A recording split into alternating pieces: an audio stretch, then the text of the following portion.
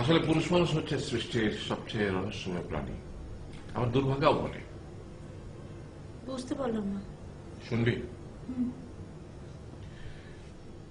গাধাকে সৃষ্টি করার পর তাকে বলা হলো সকাল থেকে সন্ধ্যা পর্যন্ত তাকে ক্লান্তিহীন পরিশ্রম করতে হবে, সারা জীবন তাকে পিঠে ভারী বোঝা বইতে হবে, খেতে পাবে শুধু ঘাস, আর তার মাথায় কোনো বুদ্ধি থাকবে না। তার আয়ু হবে 50 বছর। গাধা করজোড়ে সৃষ্টিকর্তাকে বলল, আমি এত বছর বাঁচতে চাই না, আমাকে 20 বছর আয়ু দেওয়া হোক। সৃষ্টিকর্তা সেটাই মঞ্জুর করলেন।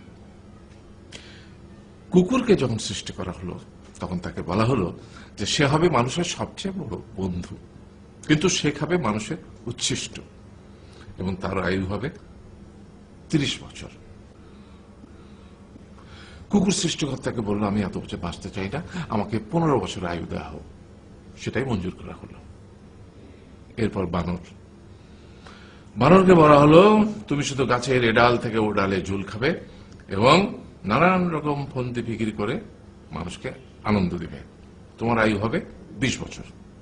বানর বলল, আমি 20 বছর বাঁচতে চাই না, আমাকে 10 বছর দেওয়া হোক।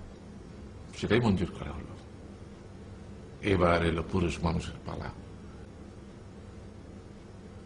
তাকে বলা হলো যে তুমি হলে প্রাণীকুলের মধ্যে সবচেয়ে বিচক্ষণ এবং বুদ্ধিমান, সেই জন্য তোমাকে প্রাণীদের শিরোমণি করা হলো এবং তোমার আয়ু হবে 20 বছর। তখন পুরুষ মানুষ বলল, করজোড়ে বলল সৃষ্টিকর্তাকে যে 20 বছর আয়ু অত্যন্ত কম, হে প্রভু, আমাকে ওই গাধার সে যে 30 বছর আয়ু চায়নি সেটা আমাকে দেয়া হোক, ওই যে কুকুর 15 বছর ফিরিয়ে দিয়েছিল সেটাও আমাকে দেয়া হোক, আর যে বানর 10 বছর নেয়নি সেটাও আমাকে দেয়া হোক। 20 বছর অত্যন্ত কম, আমি দীর্ঘদিন বাঁচতে চাই। সৃষ্টিকর্তা সেটাও মঞ্জুর করলেন। তারপর কি হলো? সেই থেকে ছেলেরা পুরুষ মানুষ হিসেবে বাঁচে 20 বছর, তারপরের 30 বছর সংসারের বোঝা পিঠে করে বয়ে বেড়ায়, সেটা কার মতো? গাধার মতো।